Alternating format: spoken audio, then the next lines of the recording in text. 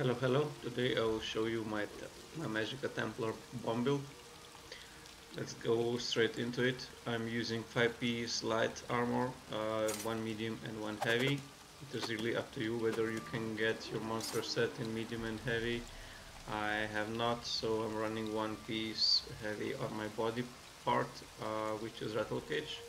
I am using 2-piece Lime Claw, 5-piece which is death obviously, and 5-piece Rattle Cage. Rattle Cage is necessary if you want to run invisibility potions, and I find invisibility potions a must if you want to successfully bomb towers, because the guards may spawn up, or the way you run into a stack of enemies, you do not really want to get exposed prior your detonation explodes, so you need those. And basically there is no other safe way of getting major sorcery rather than Rattle Cage.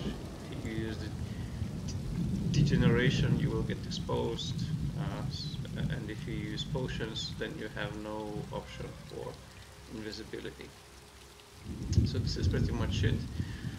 Ideally you would want large armor pieces to be infused and the small ones divines, but I am running impenetrable because I'm swapping these sets on my different builds, and well, I don't really want to waste my transmutations on stacking those, so I'm missing quite some damage, I guess, but not too much. But still, I believe if you manage to get the big ones infused and the small ones on divines, you have more success. Considering the race, I am an Argonian, but ideally you would want to be either Breton or Elf or Dark Elf, so that's really up to you. If you have a High Elf, that's the best choice. Okay. These are my stats. It's 35k Magicka on an Argonian. Magicka recovery does not really matter, but it's still quite decent. You can keep up your accelerate without any problems. Spell damage 35k, critical 49, and resistances again, they don't really matter. So this is it for my stats. I am running a Witch Mother's Potent Brew Food, and I got invisibility potions, which also grant me knockback immunity, rather CC immunity, which is great, especially when you bomb. Many players are actually very cautious whether they're getting bombed or not, so you may get like instantaneously, I don't know, stunned or like knocked back or whatever, and this basically prevents it from happening. And 10 seconds to get into a bomb is more than enough, considering the rotation, which I will show you later. My skills are as follow: puncturing sweep, basically a finisher, or just to stay alive for quite a bit after you bomb it, maybe do some additional damage. Explosive charge, even though on most of my ganks I'm not even charging into enemies, I'm using those when I see that the enemies are kind of cautious. They are like throwing AoEs on the ground, or maybe there is some stamina sorcerer standing on top of them, so rather try not to go on them and be exposed, but rather than target an appropriate enemy and just charge in. Of course it will also deal additional damage. However, if you try to charge in, you have to watch out for your detonation timer, and detonation timer is basically 8 seconds, so by the time you charge to someone, the charge time is also like 1 second. Ideally you want to charge when you see 1 second left on your detonation. So right here you see 5, 4, 3, I would then pick the target and charge at this moment. By the time I fly into them, they will take some damage, I will click culti, and then proximity will go off, and hopefully they will die. Which in many cases does happen, however, don't expect every gank of yours to be successful.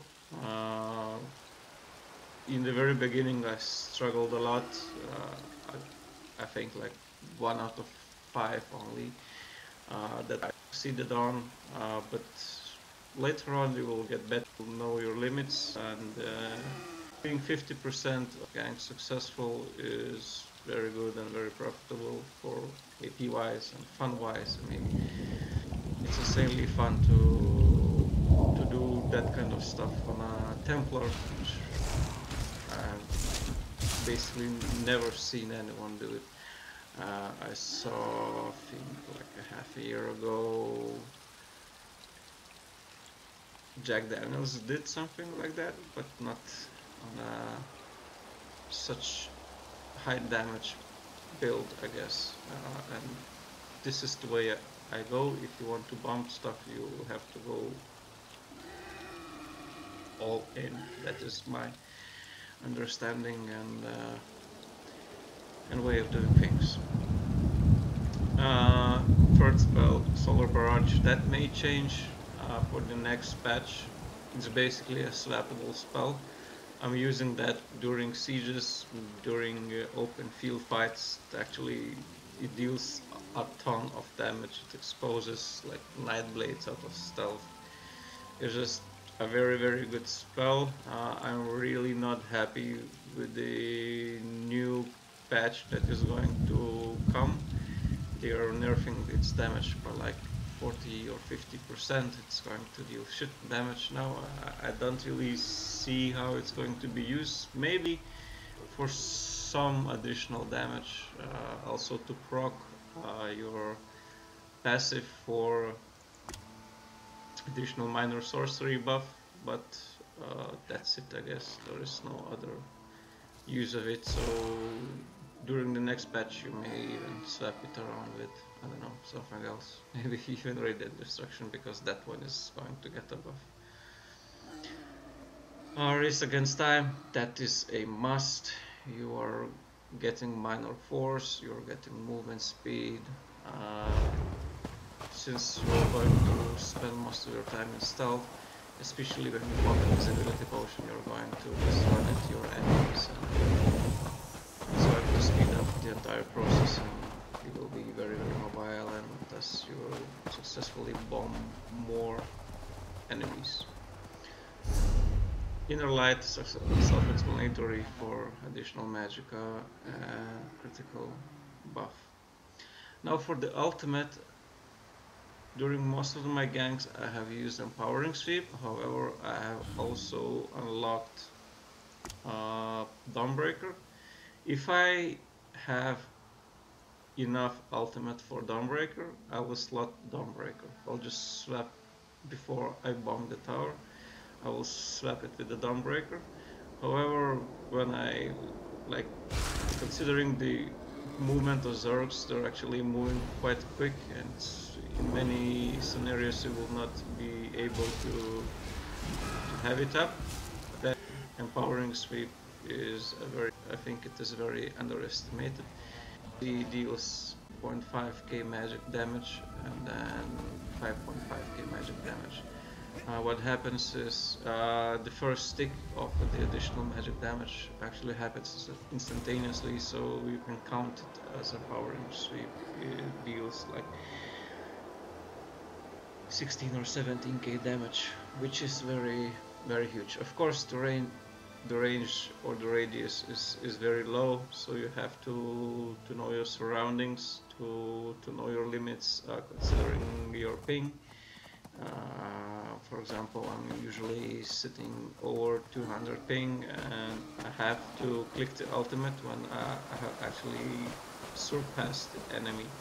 So if this rock was like an AP guy and I was running into a stack to bomb it, I would have to click it like here, because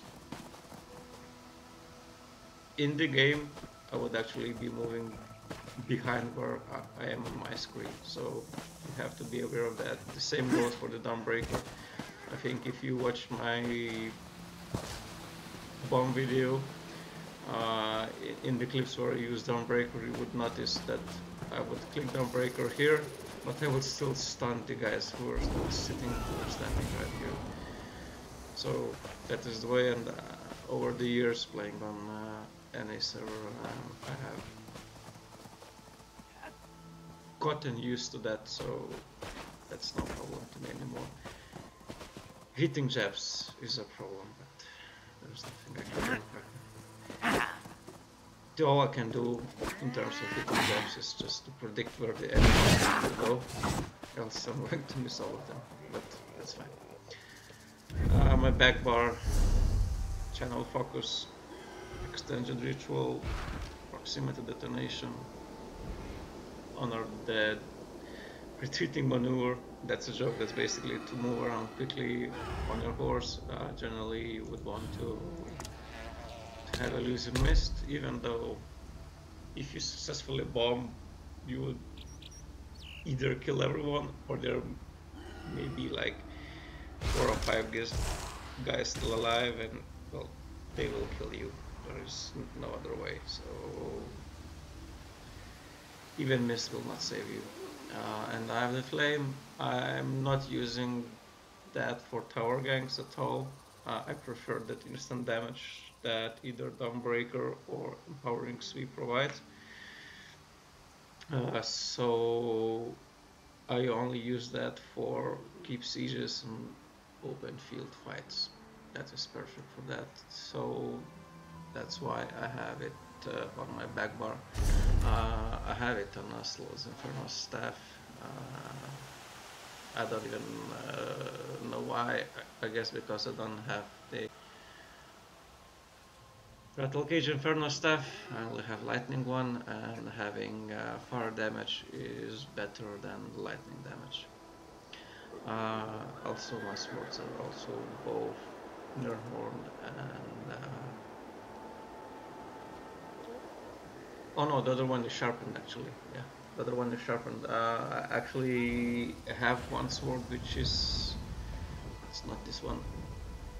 I have one which is Nirnhorn, but I found out that having one sword sharpened is better because it will give you more damage during the bomb than having the other one also sharpened. So your main one has to be Nirnhorn, and then the offhand has to be sharpened. Excuse the potion, I was doing something else here, and some guy is spitting on me, I guess you said. Okay. Right. For jewelry, they have to be all arcane. That's what I have. You may want to go into infused. I have tried it, but what happened was my tooltips for proximity detonation went up, but my tooltips for my Vicious Death went down. I guess Vicious Death scales more out of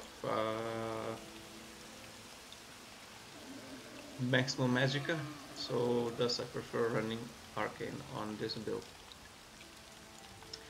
Let's go into champion points. My champion points are like this. There will be like 5 points off the topic, but just don't mind them, I guess. 56 into Elfborn, 53 into Spell Erosion, 64 Elemental Expert, 66 Master at Arms, and then I got 11 into Thaumatorch. You don't need those points here because Thaumatorch does not increase your proximity detonation damage, neither your solar barrage damage.